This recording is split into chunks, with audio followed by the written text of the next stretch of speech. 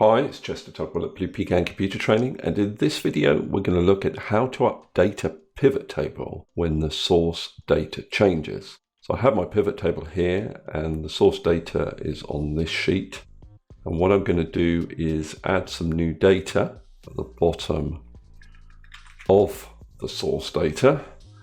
I paste it in here, and I want this report to update to reflect the additional rows that I've added.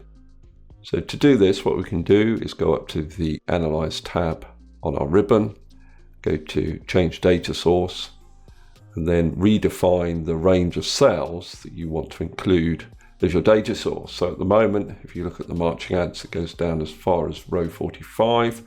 I want to go down as far as row 50. So probably the easiest way to do that is to change the row number in this range reference here, 45 to 50, click on OK, and it will pick up the new data for you. The other situation you may have is where you want to pick up data in an entirely different table, say on a different sheet. Now to achieve that, what you could do, again, is click in your data, go up to Change Data Source. I want to actually pick up the data on the Data 2 sheet. So what I can do is click in the first cell within that data, Control A on my keyboard to select the entire range, click on OK, and now our pivot table will pick up that new data. If you are regularly adding new records to your data, then a slight improvement you can make is to house your data within an Excel table. Now to do that, if I go back to Data 2, which our pivot table is currently based on, I would click somewhere in the data, it doesn't matter which cell, and then I'd go up to the Insert tab on my ribbon and I'd click on the Table button. Alternatively, I can use the shortcut key Control T. I get a little dialog box that just asks me to confirm the range of cells that I want to house in my table.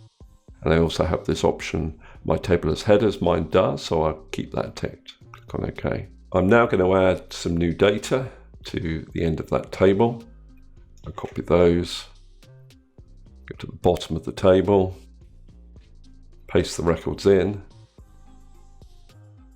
and you can see just by the format in there that these new rows have been automatically incorporated into the table. And now what I have to do to get those new records to be reflected in my report is just right-click in a cell and choose Refresh, and it picks up the new data. If you don't want to have to refresh your pivot table every time you add new data or change data in your data source, there is a way around it, and that is to use a macro. Now to use macros, you'll need to be able to create them in the Visual Basic Editor. Get to the Visual Basic Editor, use the shortcut key Alt F11, and this is basically the code that you will need to use to get your pivot table to automatically refresh. And the idea here is that you put this code within the sheet that contains your data source. So I'm going to put this code within the Data 2 sheet. Just going to copy it, go into the Data 2 sheet and paste it in. And what happens here is whenever there's a change within this sheet, this macro will automatically run.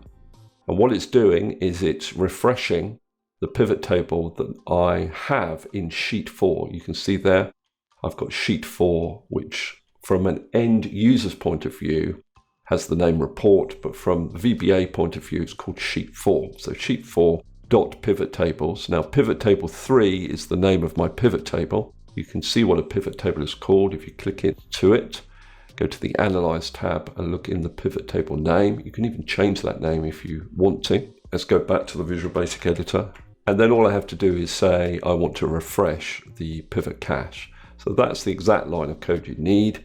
You just need to make sure you have the correct sheet name and the correct pivot table name.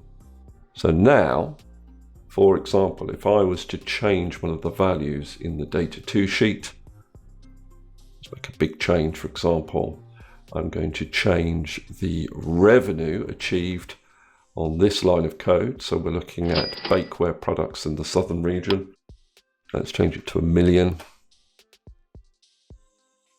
And if I go back to my report sheet, you can see this automatically updated my pivot report without having to refresh. Okay, that's all I wanted to cover in this particular video. Hopefully you found it useful. If you have, please subscribe, and I'll see you next video.